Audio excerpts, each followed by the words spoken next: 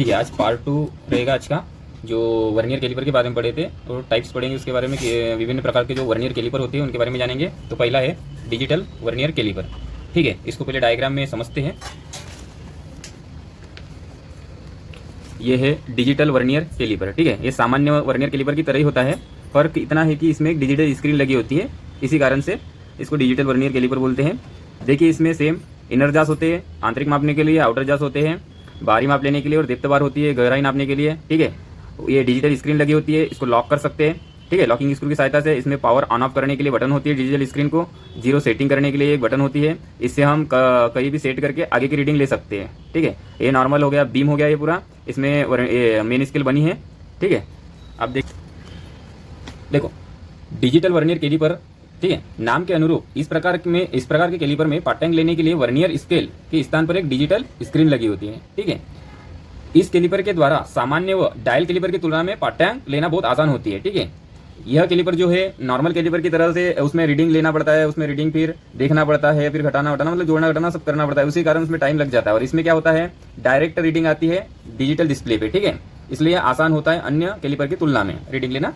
ठीक है, फिर उसके बाद देखिए, इसमें स्लाइडर को किसी भी स्थिति में 0 पर सेट कर सकते हैं। ठीक है, जो लॉकिंग स्क्रू होता है, ठीक है, वहां पे आगे की माप लेना है 0 से, तो वहां पे 0 पर सेट कर देंगे और 0 पे सेट होने के बाद आगे की माप अपन ले सकते हैं। मतलब यहाँ परम शून्य की व्यवस्था करता है। ठीक है, फिर उसके बाद देखिए, जैसे जैसे वर्नियर कैलिपर को खोलते हैं स्क्रीन पर कैलिपर के मध्य की दूरी प्रदर्शित होती है। ठीक है, डायरेक्ट रीडिंग आ जाती है स्क्रीन पे, कुछ जोड़ना घटाना नहीं पड़ता, इसलिए यह बहुत आसान पार्ट लेने के लिए यूज किया जाता है। और इसकी देख लीजिए, इसके द्वारा मीट्रिक प्रणाली में, मतलब इसका मीट्रिक प्रणाली में लिस्ट काउंट कितना होता है 0.01 mm, तथा ब्रिटिश प्रणाली में इसका लिस्ट काउंट क्या होता है 0.005 इंच होता है। ठीक है, तब की परिशुद्धता में जॉब को माप सकता है। यह सोलर पावर तथा एसआर बैटरी दोनों प्रकार से इसको चला सकते हैं। ठीक है, और उसके बाद देखिए, इसमें डाटा को सुरक्षित रखा जा सकता है एवं आवश्यकता पड़ने पर प्रिंट आउट भी प्राप्त किया जा सकता है। ठीक है, ये एक नया फीचर है इसमें कि इसमें डाटा को अपन स्टोर भी रख सकते हैं, जैसे सामान्य कैलिपर में नहीं रख सकते। इसका प्रिंट आउट भी निकाल सकते हैं। और इसकी लेंथ देखिए, ये 100 mm, 150 mm तथा 200 mm और 300 mm में पाए जाते हैं। ठीक है, इसमें इंपॉर्टेंट थोड़ा देख लीजिए क्या आता है जो पूछा जा सकता है। देखो, इसमें एक डिजिटल स्क्रीन लगी होती है, इसकी लिस्ट काउंट याद रखना है। डिजिटल वर्नियर कैलिपर की मीट्रिक में क्या होती है, ब्रिटिश में क्या होती है। ठीक है, यह पार्ट टैंक लेना आसान होता है। क्वेश्चन पूछ सकता है कौन से कैलिपर द्वारा पार्ट टैंक लेना आसान होता है। ठीक है, उसके बाद परम शून्य की व्यवस्था कौन से कैलिपर द्वारा किया जा सकता है, तो ये अपना डिजिटल वर्नियर कैलिपर आ जाएगा। ठीक है, परम शून्य मतलब जैसे कि अपन ने 0 से लेकर 20 तक नाप ले लिए। ठीक है, अब इसके बाद को हमको 13 माप लेना है, तो इसमें ऐड करना पड़ेगा। तो उससे अच्छा है कि यही 0 पर सेट कर लो और यहीं से 13 mm आगे बढ़ा लो, ये टोटल माप निकल जाएंगी। ठीक है, तो ऐसा मतलब ले सकते हैं इसमें कहीं पर भी 0 पर सेट करके। और इसके बाद देख लीजिए, इसमें सोलर पावर तथा एसआर बैटरी होती है, डाटा सुरक्षित रखा जा सकता है, प्रिंट आउट भी अपन निकाल सकते हैं। और इसके सामान्य लेंथ पाए जाते हैं 100, 150, 200 और 300 mm में। ठीक है, यह याद रखना है इसमें। अब देखिए डायल वर्नियर कैलिपर के बारे में। ठीक है, डायल वर्नियर कैलिपर क्या होता है इसके बारे में थोड़ा जानेंगे। तो उसके पहले डायग्राम देखते हैं। डायग्राम में देखिए, ये जो दिख रहा है ये अपना डायल वर्नियर कैलिपर। ठीक है, इसमें भी सेम इंटरनल माप के लिए, आउटर माप के लिए ये डेप्थ बार रहेंगी, ये थंब लीवर रहेगा। ठीक है, इसको एडजस्टमेंट करने के लिए अपन सूक्ष्मता से एडजस्टमेंट कर सकते हैं थंब लीवर से इसे पकड़ के। ठीक है, ये बेजल नट होता है क्लैम्प करने के लिए। ठीक है, ये डायल बना होता है। ठीक है, तो ये क्या होता है, डायल में 100 बराबर भागों में बांटा जाता है। ठीक है, घड़ी के मापी का होता है, इसमें एक सुई होती है, 100 बराबर भागों में मापा जाता है। बाकी ग्रेजुएशन सब सामान्य वर्नियर कैलिपर की तरह ही होती है, केवल इसमें डायल अलग से होता है। ठीक है, अब देखेंगे थ्योरी इसके बारे में। तो देखो, dial vernier direct reading instrument है। ठीक है, ये डायरेक्ट रीडिंग इंस्ट्रूमेंट है। ठीक है, जो वर्नियर कैलिपर के अनुरूप ही पारंपरिक वर्नियर कैलिपर की अपेक्षा डायल कैलिपर को शीघ्रता एवं सरलता से पढ़ा जा सकता है। जो वर्नियर कैलिपर होता है ना अपना सामान्य, उससे सरलता से अपन पढ़ सकते हैं इसको। ठीक है, 0.05 mm परिशुद्धता वाले कैलिपर में बीम स्केल 5 mm इंक्रीमेंट आगे बढ़ता है। मतलब कहने का मतलब ये है कि अगर कोई अपना डायल वर्नियर कैलिपर है जिसका लिस्ट काउंट वाला 0.05 mm वाला मिलता है। ठीक है, तो उसको जब हम जो डायल पर पूरा एक चक्कर लगाएंगे ना, तो वो 5 mm का इंक्रीमेंट लेता है। ठीक है, इसके बारे में डिटेल्स जैसे अपन लिस्ट काउंट निकालेंगे तो और समझ में आएगा। जैसे मूवेबल जा पर कैलिपर डायल का 100 बराबर भागों में डिवीजन में ग्रेजुएट रहता है। कहने का मतलब ये है कि जो मूवेबल जा पे जैसे अपनी वर्नियर स्केल थी सामान्य कैलिपर में, ठीक है, तो इसमें क्या होगा, जैसे मूवेबल जॉब है, जैसे चित्र में अपन ने देखे डायग्राम में कि मूवेबल जॉब पे एक डायल लगा रहता है। ठीक है, जिसमें डायल 100 बराबर भागों में बांटा गया है, वही बात है यहाँ पर 100 बराबर भागों में बांटा गया है। उसके बाद देखिए, डायल की घड़ी की सुई प्रत्येक 5 mm के लिए पूरा एक चक्कर लगाती है। ठीक है, वही बात होगी कि जैसे अपन 5 mm का इंक्रीमेंट लेते हैं 0.05 mm वाले डायल कैलिपर में, तो 5 mm इंक्रीमेंट के लिए, ठीक है, घड़ी जो है, जो डायल की जो घड़ी की सुई है पूरा एक चक्कर लगाती है, ठीक है। अतः डायल के प्रत्येक ग्रेजुएशन 5 mm का 1/1.25 या फिर बोल सकते हैं अपन 0.05 mm प्रदर्शित करता है, ठीक है। डायल की सुई पिनियन से ऑपरेट होती है, ठीक है, ये याद रखना है कि डायल की सुई पिनियन से ऑपरेट होती है, ठीक है, पिनियन से ऑपरेट होती है, जो बीम पर रेक से इंगित होती है, मतलब जो रेक बना होगा उससे ऑपरेट होगा पिनियन, पिनियन से सुई घूमेगी, ठीक है। ये इंपॉर्टेंट क्वेश्चन है, मतलब एग्जाम में पूछा जाता है, ठीक है। इसका सिद्धांत ही हो जाएगा रेक एंड पिनियन, ठीक है। पूछा जाता है कि सिद्धांत पे कार्य करता है डायल वर्नियर कैलिपर, तो अपन लिखेंगे कि रेक एंड पिनियन, ठीक है। डायल कैलिपर वर्नियर कैलिपर की जैसे विभिन्न साइज में मिलते हैं, ठीक है। डायल कैलिपर जो है वर्नियर कैलिपर की तरह विभिन्न साइज में मिलते हैं, जैसे कि मान लो जैसे अपना 0.05 mm वाला मिला था, इसमें देखो 0.02 mm वाला भी मिलता है, 0.01 mm वाला भी मिलता है, ठीक है। इसका सिद्धांत तो अभी अपन ने जाने थे कि रेक एंड पिनियन के आधार पर, ये इंपॉर्टेंट क्वेश्चन है, इंपॉर्टेंट एग्जाम में आ सकता है ये, ठीक है। इसका लिस्ट काउंट कैसे निकालेंगे वो देखिए, ठीक है, लिस्ट काउंट कैसे निकालते हैं, ठीक है। एग्जाम्पल के मान लो कि हमारे पास में 0.05 mm वाला कैलिपर है, ठीक है। तब क्या होगा, डायल यानी कि जो घड़ी का पूरा चक्कर जो डायल होता है ना अपना बना, इस प्रकार से 100 बराबर भागों में बांटा जाता है, ठीक है। तो ये डायल का घड़ी का पूरा एक चक्कर लगाने के लिए 5 mm का इंक्रीमेंट लेंगी, ठीक है, 5 mm का इंक्रीमेंट लेंगी ये, ठीक है। कौन से किस टाइप के कैलिपर में, 0.05 mm वाले के लिए सबका अलग अलग रहेगा। जैसे कि 0.02 mm वाला रहेगा तो एक पूरा चक्कर लगाएगा तो 2 mm का इंक्रीमेंट लेगा, ये 0.01 mm वाला पूरा एक चक्कर लगाने के 1 mm का इंक्रीमेंट लेगा। तो हम निकाल किसका रहे हैं, 0.05 mm वाला, ठीक है। तो पूरा एक चक्कर लगाता है तो कितना mm बढ़ता है, 5 mm बढ़ता है। पूरा एक चक्कर लगाती है घड़ी में डायल में, तो डायल के पूरे खानों की संख्या 100 बराबर भागों में होता है ना, तो 100 आ गया, ठीक है। अब इसका देख लीजिए कि अब 100 से 5 तो कट नहीं रहा, तो अपन दशमलव की यहाँ 0 लगाएंगे, फिर 0 की 0 लगाएंगे, फिर 100 से 5 को काटेंगे, मतलब 500 हो जाएगा, तो कितने बार कटेगा, 5 बार, ठीक है। तो यही हो जाएगा 0.05 mm का इसका लिस्ट काउंट निकल जाएगा, ठीक है। देखिए इस डायग्राम में देखिए कि रीडिंग किस प्रकार से अपन निकालते हैं, ठीक है। ये इनर जा हो गया, आउटर जा हो गया, डायल हो गया, डायल का बेजल नट हो गया, ये डेप्थ बार हो जाएगी, डेप्थ बार, ठीक है।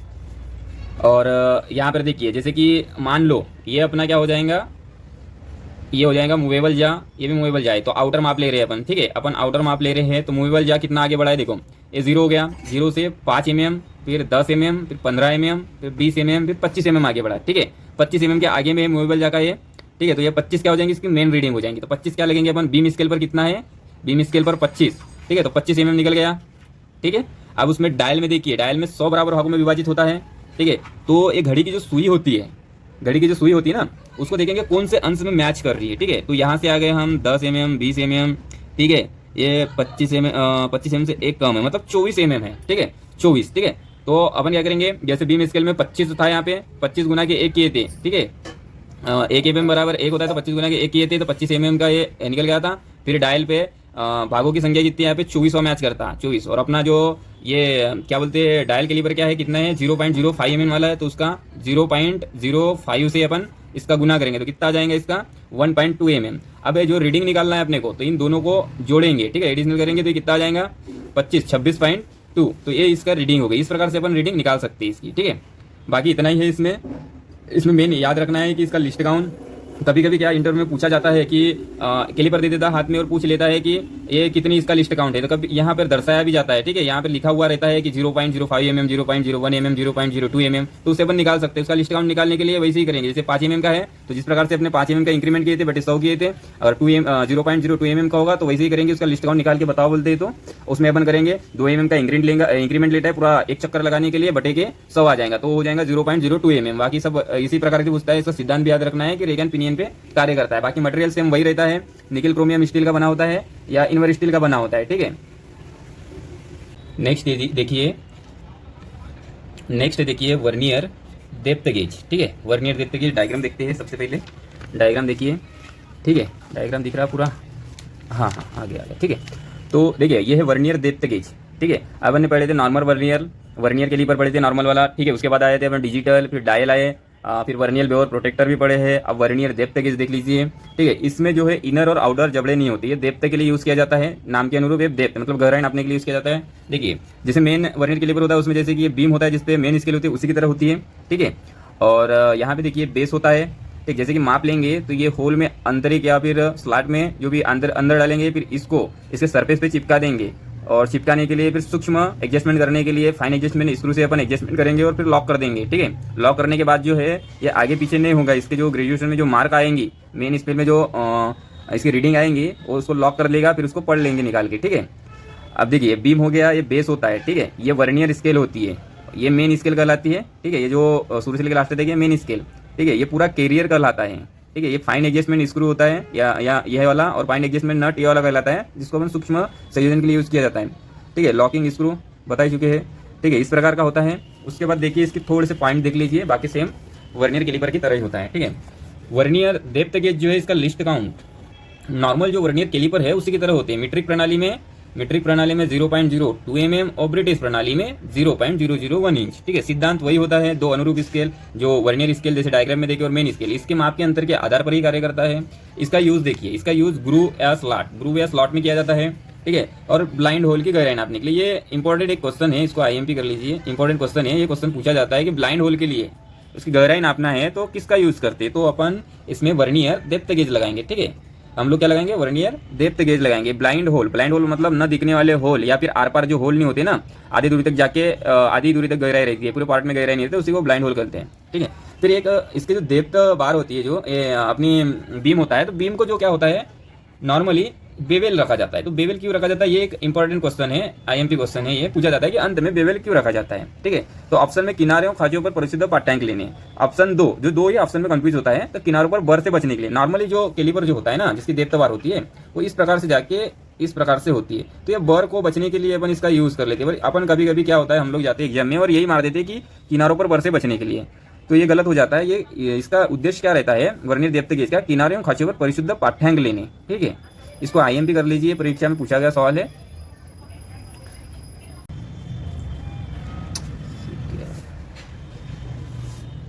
ठीक है, नेक्स्ट देखिए वर्नियर हाइट गेज। ठीक है, वर्नियर हाइट गेज एक इंपॉर्टेंट है, बहुत ही इंपॉर्टेंट, इससे एग्जाम में बहुत क्वेश्चन भी पूछे जाते हैं।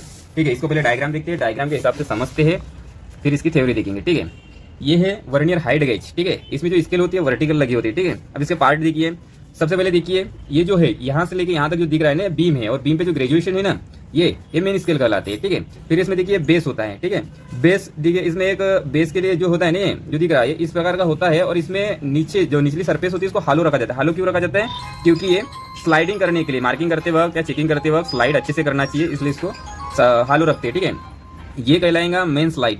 ठीक है, ये मेन स्लाइड कहलाता है। इसमें एक अलग से चीज होती है जो वर्नियर कैलिपर से थोड़ी अलग होती है, वो एक आर्म लगा होता है। ठीक है, इसमें एक अपसाइड डिस्क्राइबर लगा होता है क्लैंप की सहायता से। तो देखिए ये बेस हो गया, ये मेन स्लाइड हो गया। इसमें देखिए कि ये वर्नियर स्केल लगी होती है यहाँ पे। ठीक है, ये मेन स्केल होगी, उसके ठीक नीचे में थोड़ी सी वर्नियर स्केल लगी होती है। ये यहाँ पर अपसाइड डिस्क्राइबर लगाने के लिए या फिर स्ट्रेट डिस्क्राइबर भी लगाते हैं, तो यहाँ पे एक जा होते हैं, ये जा। ठीक है, ये स्क्राइबर कहलाएगा।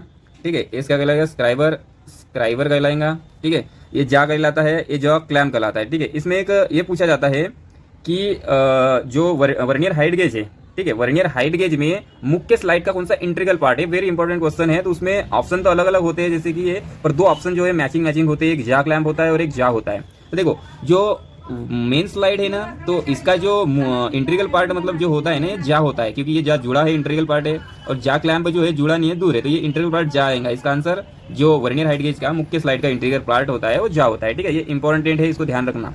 ठीक है, उसके बाद देखिए कि इनको जब माप लेते समय क्लैंप करना पड़ता है, तो क्लैंपिंग स्क्रू लगे होते हैं। ठीक है, उसके बाद इसको एडजस्टमेंट करने के लिए जो माप लेते समय फाइन एडजस्टमेंट करते हैं ना, तो इसमें फाइन एडजस्टमेंट स्क्रू होता है। ये जो स्क्रू दिख रहा है फाइन एडजस्टमेंट स्क्रू होता है, और ये जो बीच में दिख रहा है ये नट होता है, फाइन एडजस्टमेंट नट होता है। ठीक है, अब इसके पार्ट के बारे में थोड़ा जानेंगे और इसकी थ्योरी के बारे में भी जानेंगे। ठीक है, अब देखिए वर्नियर हाइट गेज क्या होता है, फिर उसके पार्ट, सिद्धांत वगैरह, फिर इसके बारे में जानेंगे सब कुछ। तो वर्नियर हाइट गेज का एक ऐसा उपकरण है जिसके द्वारा परिशुद्धता में मार्किंग की जाती है। ठीक है, यह एक मार्किंग एंड चेकिंग टूल है। ठीक है, यहाँ पर देख लीजिए, ये एक मार्किंग एंड चेकिंग टूल है। ठीक है, क्या है, मार्किंग एंड चेकिंग टूल है।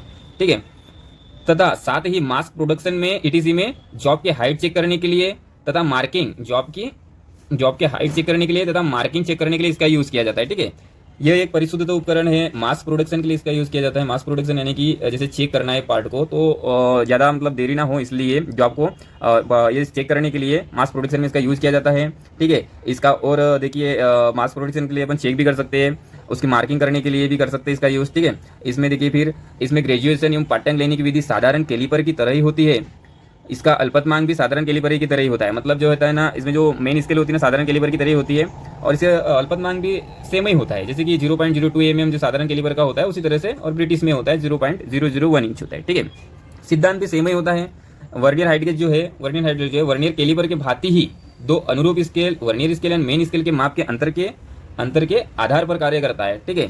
पार्ट्स जो देखे थे अपन ने डायग्राम में, उसके बारे में देखिए। अभी जो पार्ट्स होते हैं, पहला देखिए बेस जो नीचे में था इस तरह से, और इसको नीचे से हालो रखा गया था जो स्लाइड करने के लिए। तो देखिए क्या होता है, कास्ट आयरन या कास्ट स्टील को इसको बनाया जाता है, ठीक है, बना होता है। इसके डेटम फेस को अच्छी तरह से ग्राइंड एवं लेपिंग किया जाता है। डेटम जो फेस होता है ना, जो उसको ग्राइंड एंड लेपिंग अच्छी तरह से किया जाता है, तथा बीच में कुछ हालो रखा जाता है, मतलब हालो कर दिया जाता है बीच में। जो बोला गया था ना, जो हालो रखा जाता है बीच में, वो किस लिए रखा जाता है देखिए, जिससे कि सरफेस प्लेट पर संपर्क कम हो। जो सरफेस प्लेट पे इसका यूज करते हैं ना हम मार्किंग या चेकिंग के लिए, उसमें संपर्क कम हो, तथा जिससे कि ये स्लाइड करने में आसानी हो, इसलिए इसको हालो रखा जाता है, ठीक है।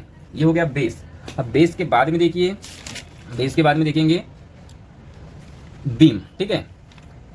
तो बीम देखिए, यह फेस पर खड़ा होता है। जो बीम होता है ना, जिसमें मेन स्केल, जैसे कि डायग्राम में बताया था कि वो खड़ी होती है जो मेन स्केल, तो ये बीम पर खड़ा होता है, खड़ा लगा होता है, तथा निकेल स्टील से बनाया जाता है, ठीक है। जो वर्नियर कैलिपर के भांति ही सेम उसी की तरह ही है, थोड़ा सा चेंजेस होता है इसमें बस, बाकी वैसे ही होता है। जो निकेल स्टील से बना होता है, यह पूर्ण रूप से वर्नियर कैलिपर की तरह ग्रेजुएटेड किया जाता है, ठीक है।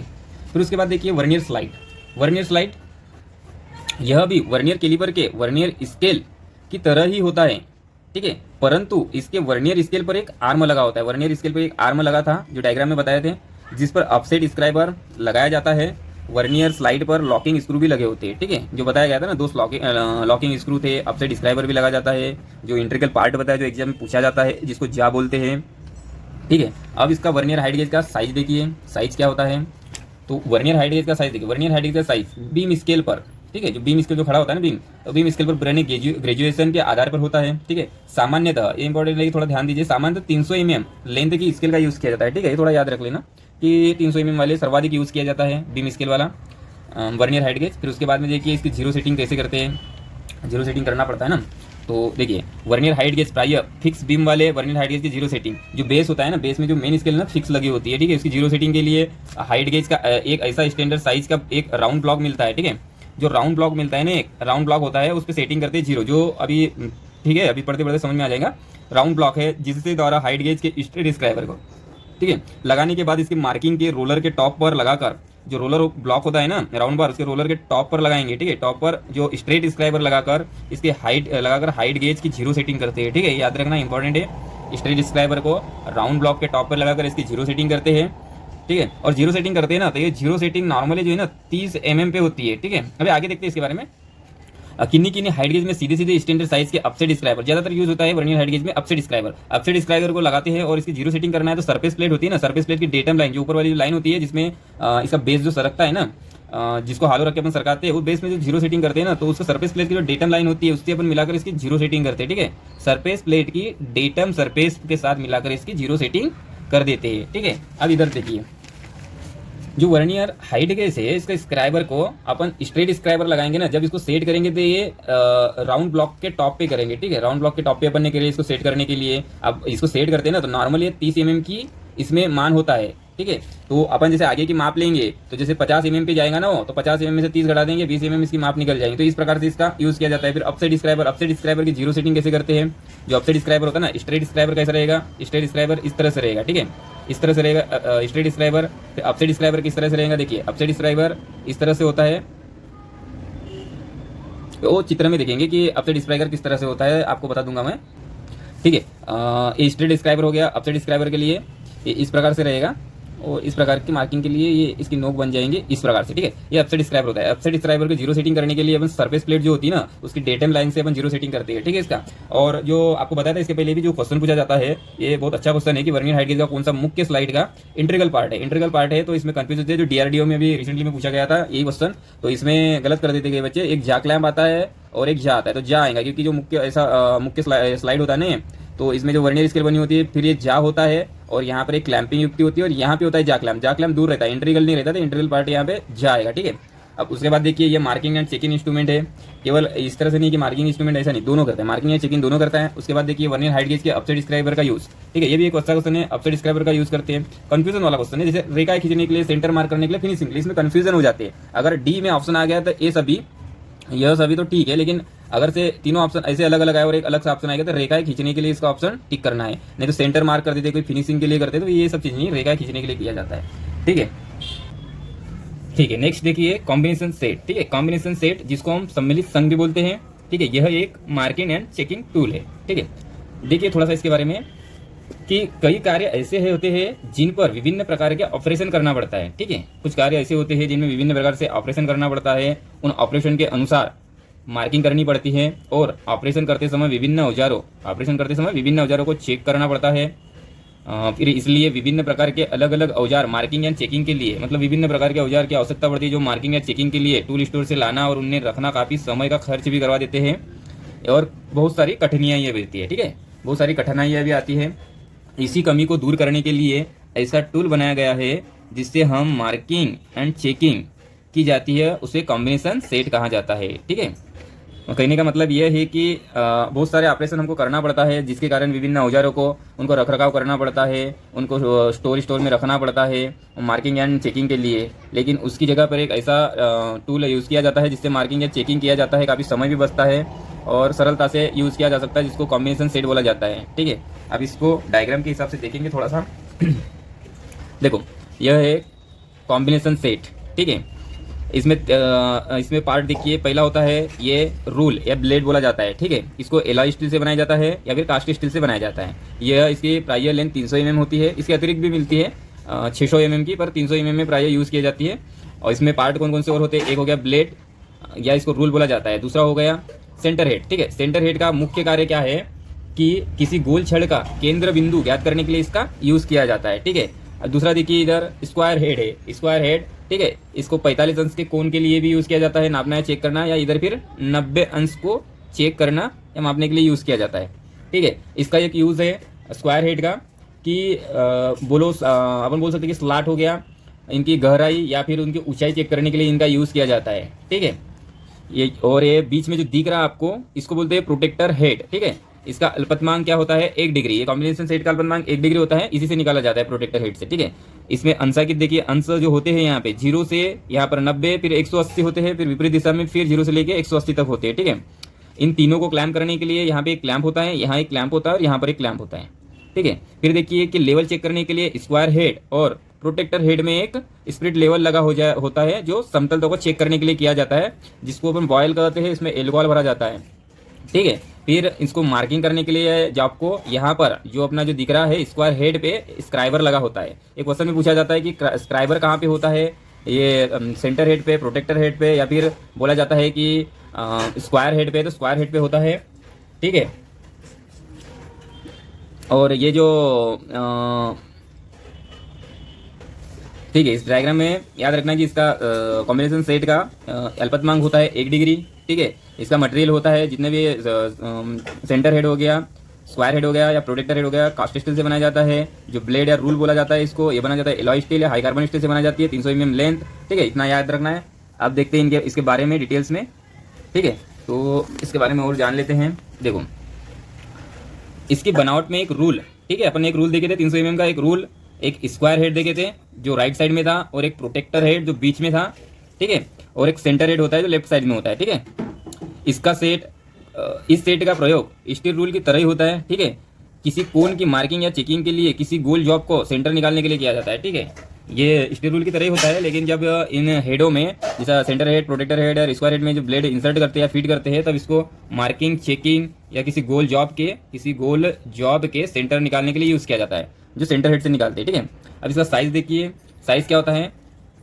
देखो, कॉम्बिनेशन सेट का साइज उसके रूल या ब्लेड की लंबाई से लिया जाता है। लंबाई एग्जाम्पल के लिए देखो 300 mm। ठीक है, 300 mm की ही रहती है, नॉर्मली 300 mm की यूज़ किया जाता है। ठीक है, अब देखिए इसके पार्ट के बारे में देखेंगे, कॉम्बिनेशन सेट के पार्ट। ठीक है, तो पार्ट के बारे में देखेंगे। पहला, रूल या ब्लेड। ठीक है, यह प्राय एलॉय स्टील या हाई कार्बन स्टील से बनाए जाते हैं। ठीक है, डायग्राम में देखे थे, और इसको हार्ड एंड टेम्पर किया जाता है। ठीक है, ताकि ये घिसे नहीं और ये इसके अंश वंश सब बने रहे, या फिर मटेरियल कुछ खराब ना हो, इसलिए इसको हार्ड एंड टेम्पर किया जाता है, ठीक है। और एलॉय स्टील के बनाया जाता है। इसके एक और पूरी लंबाई में आयताकार स्लाट कटी होती है, ठीक है।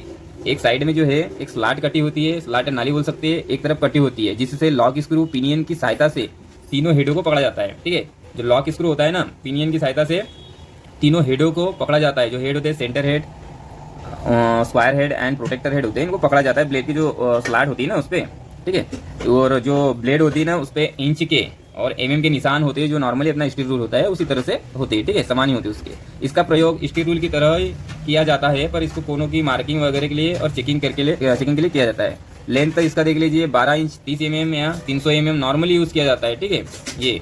पर इसके अतिरिक्त एक 60 सेंटीमीटर या फिर 600 mm वाला लंबाई वाला भी मिलता है, ठीक है। फिर दूसरा देखिए, दूसरा पार्ट कौन सा है अपना, स्क्वायर हेड, ठीक है। दूसरा पार्ट कौन सा है, स्क्वायर हेड। स्क्वायर हेड क्या है, यह प्रायः कास्ट स्टील के बनाए जाते हैं, ठीक है। तीनों हेड नॉर्मली कास्ट स्टील से ही बनाए जाते हैं। इसमें यदि ब्लेड या रूल को फिट किया जाता है, जैसे कि स्क्वायर हेड जो था ना इस प्रकार का हमारा था कि एल शेप टाइप का था, इस तरह का। यहाँ पर अपन 45 अंश को चेक करते थे और यहाँ पे 90 अंश को चेक करते थे, इस तरह का। तो इसमें जब स्टील रूल के यहाँ फिट किया जाता है तो इस तरफ से 45 अंश और इस तरह से 90 अंश के कोण को अपन एक तरफ से 90 अंश, दूसरी तरफ से 45 अंश के कोण को इस प्रकार से प्रयोग किया जाता है कि इसकी 45 अंश या 90 अंश पे अपन मार्किंग की भी किया जा सकता है, चेकिंग भी किया जाता है, ठीक है।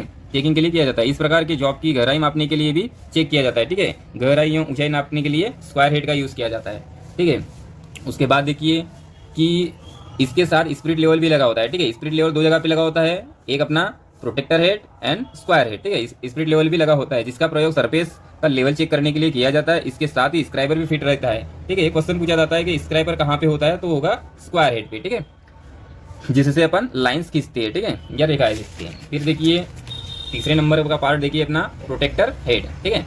प्रोटेक्टर हेड जो सेंटर बीच में रहता है, दोनों हेडों के बीच में रहता है, यह कास्ट स्टील का बनाया जाता है, जिससे एक डिस्क की होती है, ये जिसमें एक डिस्क होती है जिस पर 0 से 180 अंश तक के निशान बने रहते हैं, ठीक है। अब बताया डायग्राम में बताए थे कि जैसे जो प्रोटेक्टर हेड है, ठीक है, उसमें यहाँ से 0 से लेके 180 और 180 से लेके 0 तक निशान बने होते हैं, ठीक है। यहाँ से यहाँ तक 0 से 180, फिर यहाँ से 0 से स्टार्ट होगा तो इधर 180, ठीक है। ये क्लॉकवाइज एंटी क्लॉकवाइज बने होते हैं। इसमें ब्लेड या रूल को फिट किया जाता है, तो इसमें जब ब्लेड या रूल को फिट करेंगे तो किसी भी कोण में सेट करके जो आपके कोनों को मापा एवं चेक किया जाता है, ठीक है, मापा एवं चेक किया जाता है। इसमें एक स्पिरिट लेवल लगा होता है जो लेवल को अपन चेक करते हैं, ठीक है। तो फिर देखिए कि ये सेंटर हेड, ठीक है। चौथा नंबर सेंटर हेड देखिए, यह कास्ट स्टील का बना होता है, जिसकी दोनों बाजू आपस में 90 अंश पे बनाकर फिनिश किया जाता है, ठीक है। जो इस प्रकार का होता है ना, ये इस प्रकार का होता है, तो ये दोनों बाजू 90 अंश पे ऐसे लगा के इसको फिनिश करके जोड़ दिया जाता है। यदि इसमें ब्लेड या रूल फिट कर दिया जाता है तो दोनों बाजू के कोनों में बराबर, दोनों बाजू में 45 अंश के कोनों में डिवाइड हो जाती है, ठीक है। दोनों बाजू 45 अंश के कोण में बराबर बढ़ जाती है, ठीक है। जब यहाँ रूल ऐसा रूल जब यहाँ पे आएगा, इंसर्ट करेंगे तो इधर 45 अंश, यहाँ 45, मतलब दोनों बाजू में 45 अंश का कोण बनता है, यही बोल रही है, ठीक है। इसका मुख्य प्रयोग जो ज़्यादातर एग्जाम में पूछा जाता है कि गोल जॉब का सेंटर निकालने के लिए किसका यूज़ किया जाता है, ठीक है। तो उसमें आएगा अपना क्या आएगा, सेंटर हेड, ठीक है।